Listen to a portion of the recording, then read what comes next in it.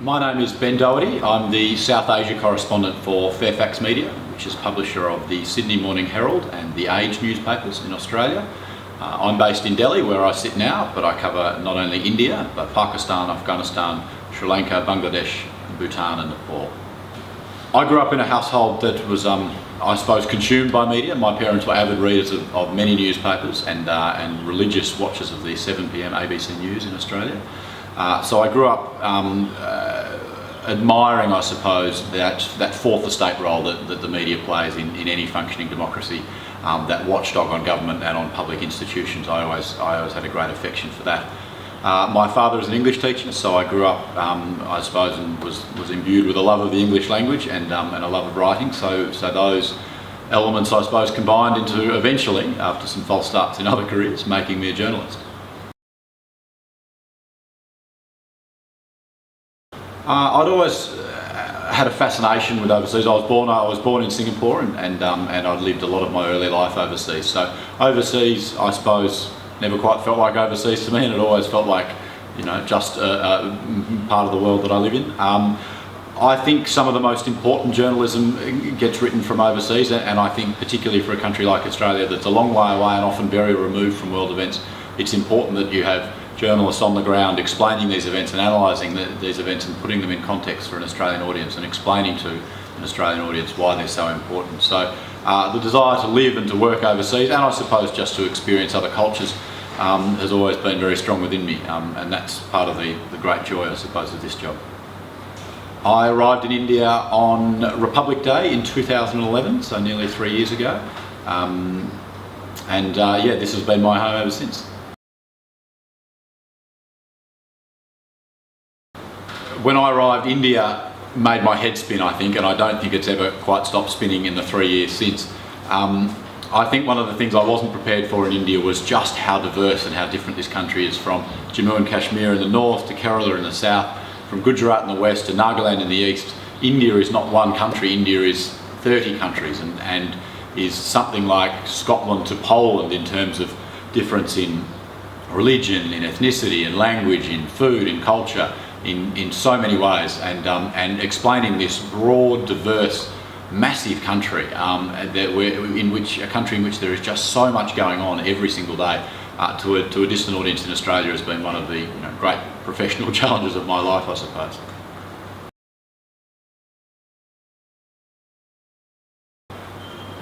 There are lots of important stories to tell in a country like India, not only just because of its size, but because of its development and its role in international affairs.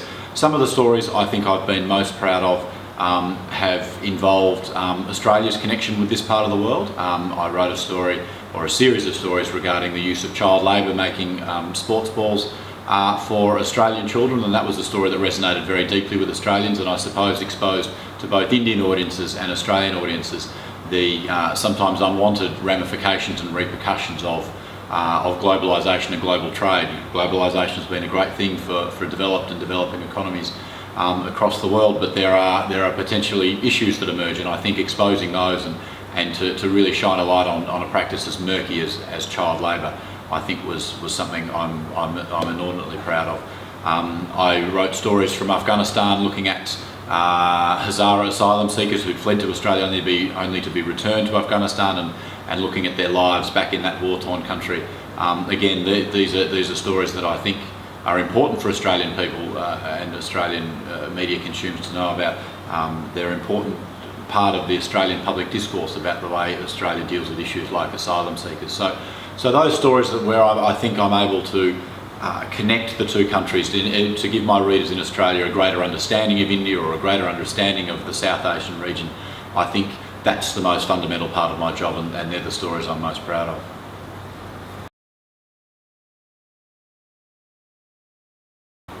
I think India will not only be one of Asia's great powers in the next generation, but one of the world's great superpowers.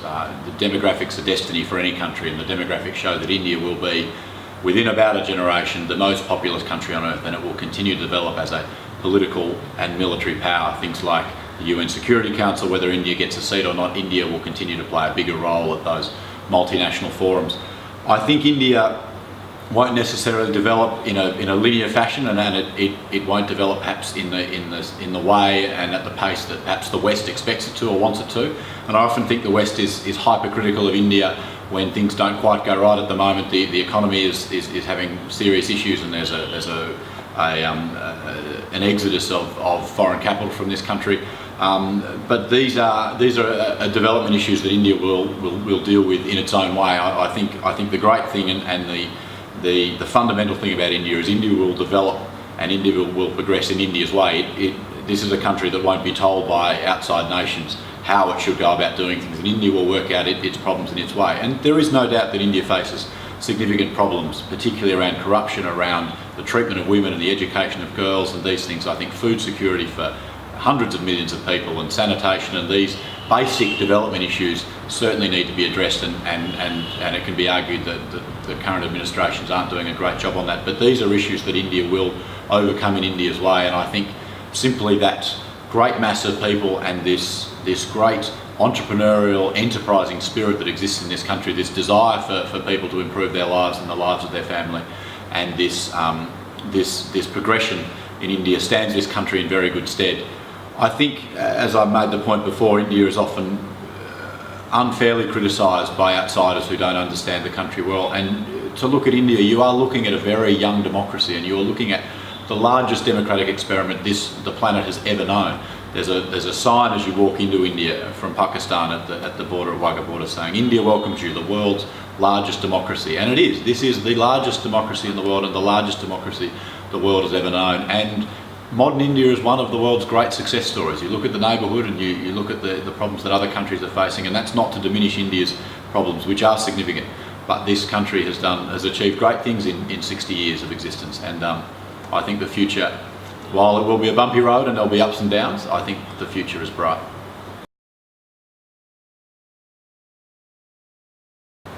I think the Australia-India relationship is a relationship both countries haven't handled well in the past, in previous generations, and I think both countries would admit that. They were separated for lots of socio-political reasons, and I won't go into those here. But I think perhaps in the last even in the last 3 years, even 18 months, those relations have improved significantly. The irritants, things like the nuclear issue where Australia was refusing to sell uranium to India, they've been removed. Things like direct flights will increase traffic between both countries, and those things can only help. And it just feels to me, talking to diplomats on both sides of the fence, both from the Australian and Indian sides, that the relationship has some clear air in which it can work now, and these are two countries that will only get closer together.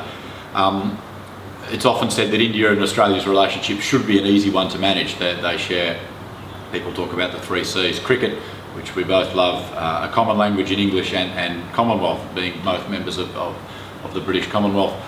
These things haven't been enough to draw the countries together, and I don't think the countries have understood each other very well, but that seems to be progressing now, and that willingness to understand each other seems to be improving. I think things would certainly be improved by the visit of an Indian Prime Minister to Australia. It's been Rajiv Gandhi was the last Indian Prime Minister in 1986 to visit Australia, and I think that's a generation, that's my lifetime almost, and that's too long. But between countries that profess to have what's been now elevated to the level of a special relationship, a strategic partnership, to use the diplomatic language. I think the relationship at the moment is very much built on trade, in particular in the area of commodities. Australian coal is vital to India's power needs, and as India uses more and more power, it's going to rely more and more heavily on Australian coal. But I think that fundament gives the relationship a basis for where there can be other areas explored and a much closer relationship achieved. I actually see it being quite a close election. I think obviously Narendra Modi will, and this is why the BJP have chosen him, will attract voters to the BJP, and he will point to his record in Gujarat and development there as indication that he would be a good Prime Minister. I think Modi, though, brings problems for the BJP in that he's, because of the history with the Gujarat riots, and regardless of his role in that, his perception of his role in those riots, I think that will make building a coalition much more difficult for the BJP. I think finding coalition partners will be much more difficult with Modi at the helm. He's not liked by regional parties, he's not liked by Muslim parties, and there are great swathes of the Indian population who don't like or don't trust him.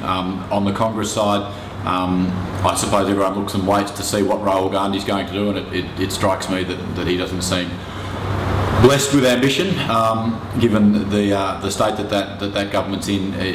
People are sort of asking when of Rahul Gandhi, and while ever he's there in some sort of capacity, it's difficult for anybody else to sort of rise to the leadership of that party.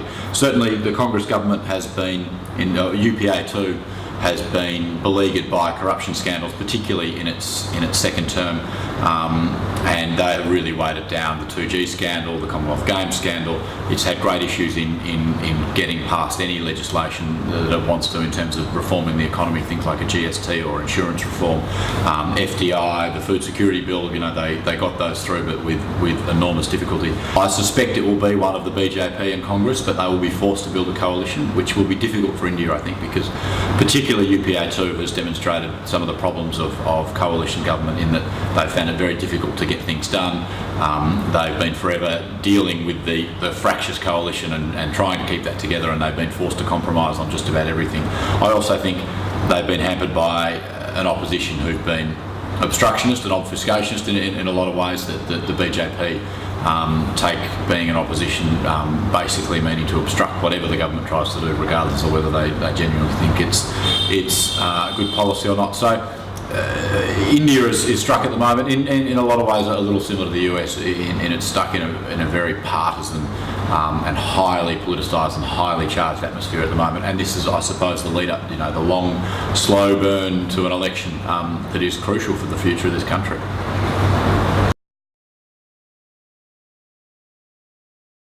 I think often India's problems are amplified by India's size. India is such a big country, and again, a democratic country dealing with such a broad, vast, diverse range of people who are who lead such different lives is a very difficult proposition. But there are some broad themes that emerge, I suppose.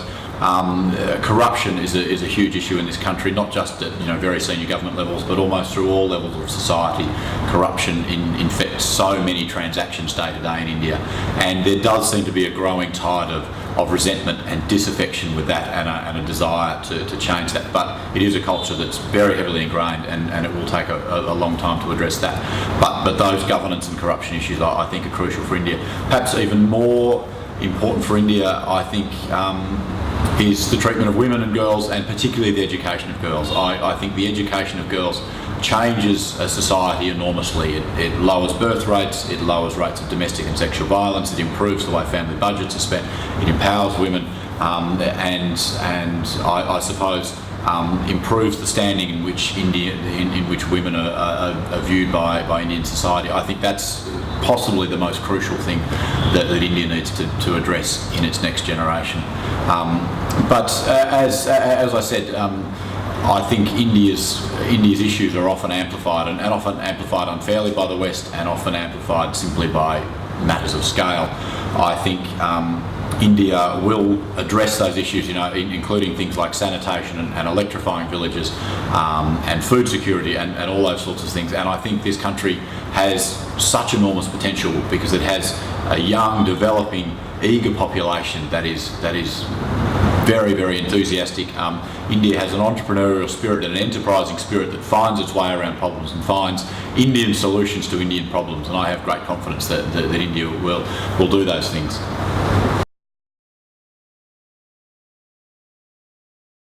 For me, I'm not exactly sure what the future holds. I'm not sure how much longer I'll stay in India. I certainly like to think I'll be here a little while yet. And I would like to think I will stay in journalism. Come what may, I suppose. I will, forever take a part of India with me. I know India will probably forget me, but I don't think I'll ever forget it. This is a country that kind of leaves a mark on you, and the time I've spent here, however long it turns out to be, has been some of the most personally and professionally fulfilling times of my life.